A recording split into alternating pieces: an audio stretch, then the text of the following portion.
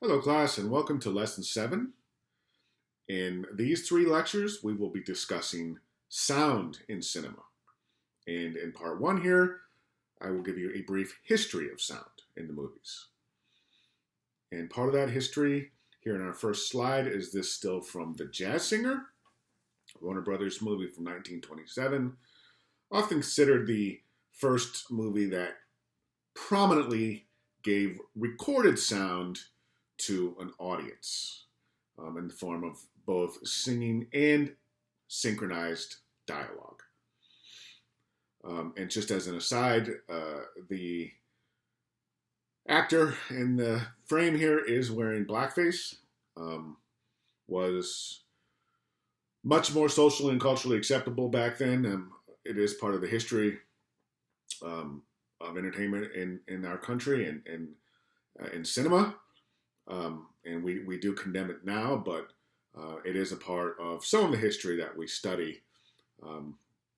So while it's wrong, we don't want to ignore history either. Okay. Silent films. Those were early films, right? We've all seen them on YouTube or in classrooms. Well, sort of. Contrary to popular opinion, movies were actually never silent. They didn't have synchronized sound, right? Early films were not accompanied by a soundtrack as we know it today, with speakers in the theater. But they were accompanied by a variety of sounds. That was part of the overall presentation.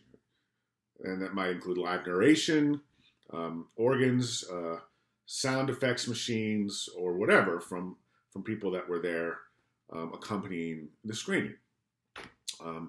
And some films, such as Birth of a Nation, which was a longer film, even had their own scores that were exhibited in tandem with a live orchestra. So there's always been sound in movies, it just hasn't been synchronized. And this short video, which is linked to the lesson, gives you a few-minute history of sound before it was synchronized. So make sure that you watch that. So as we said in the beginning, for the first, let's say, 3 decades of the movies, from 1895 to around 1925, there was no recorded sound to synchronize with the image, though people were trying very hard to invent it. So by the late 1920s, Vitaphone sort of rose to the top among a number of competing companies that were trying to innovate the technology with their sound on disc system. And this was a process in which sound was recorded and played on separate discs, and then that was projected along with the film. We talked about The Jazz Singer. This was a big deal for audiences. The movie itself is no great shakes, but the fact that he both sang and spoke dialogue that went along with, that was synchronized along with his lips as they moved, was a major turning point in the history of the movies. Because after that, almost all movies were sound movies.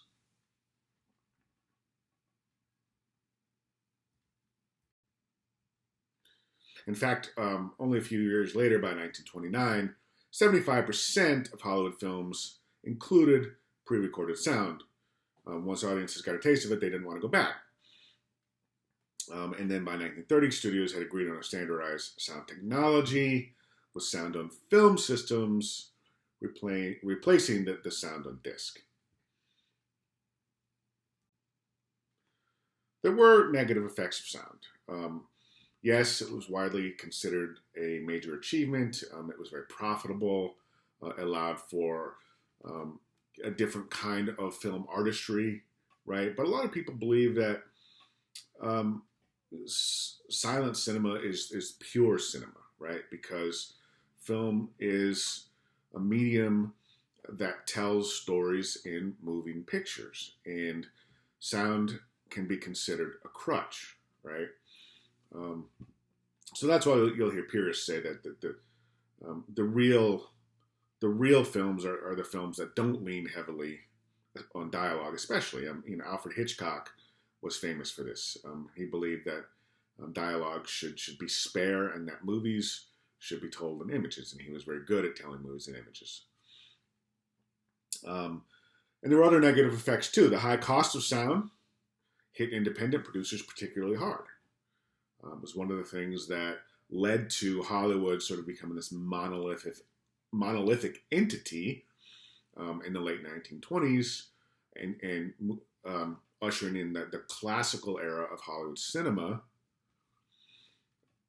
Was that the high cost of sound and other technologies, as well as the consolidation of distribution and exhibition, the actual showing of movies, sort of shoved out independent film, right? Independent film, of course, would have,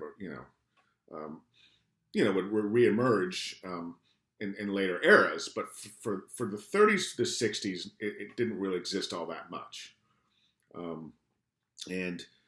The unfortunate consequence of that was that diversity was lost, right?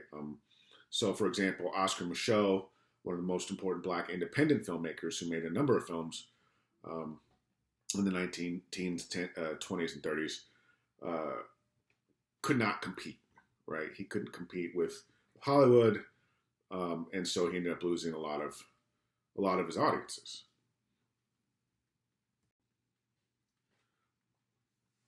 So this is a fun clip from Singing in the Rain. Singing in the Rain is a famous sound film from the 1950s, and it's basically about the emergence of sound in the movies and how that kind of changed the art of movies and how certain kinds of performers weren't going to do as well. And this is a famous scene in which the actress on the right here, with her very sort of nails on chalkboard voice, can't quite figure out how to get the sound recorded for the scene.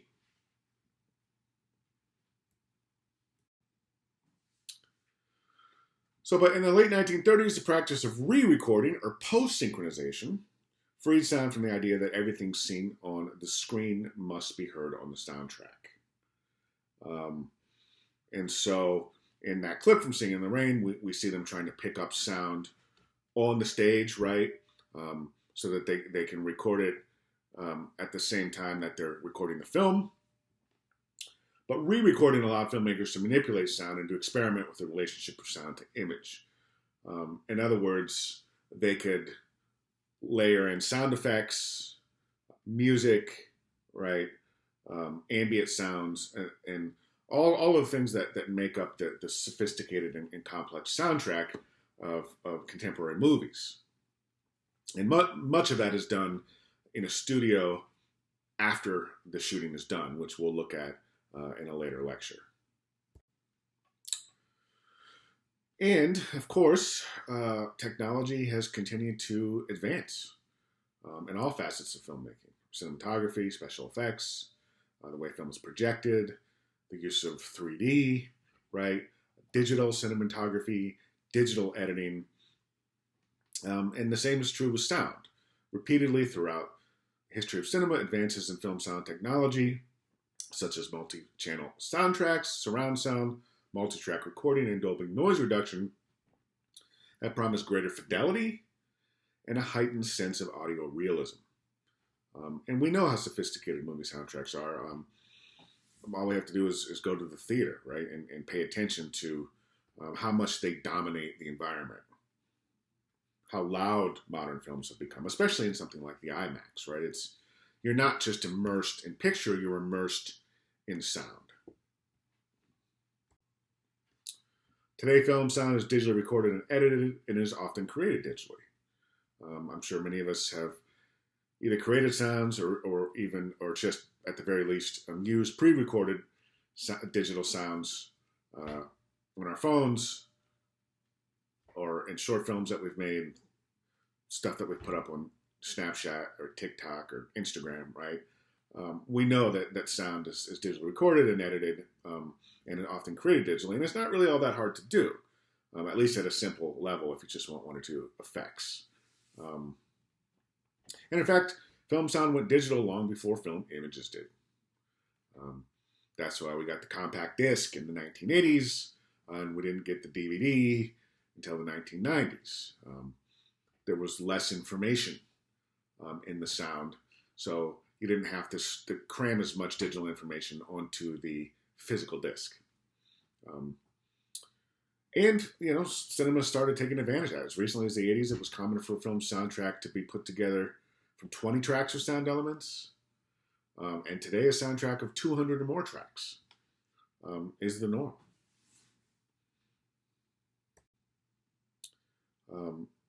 And that's led to really tremendous variety. In earlier decades, scenes that had repetitive sounds such as guns firing often sounded flat because the sound was not varied. It was not varied, it was the same effect, it was maybe one channel, right? There wasn't surround sound. But of course, now today, those effects are given great variation, and many kinds of effects, sound effects, are made up, right, of something that might not exist in our reality, such as in Spider-Man 2, the sound of Doc Ock's tentacles, right, his mechanical tentacles. Those were made up of 100 separate tracks, just for them. And imagine that in a scene along with everything else that's going along with dialogue, along with the other sound effects, along with music. You can see why there's hundreds of tracks being used simultaneously and mixed together to create the total sonic experience.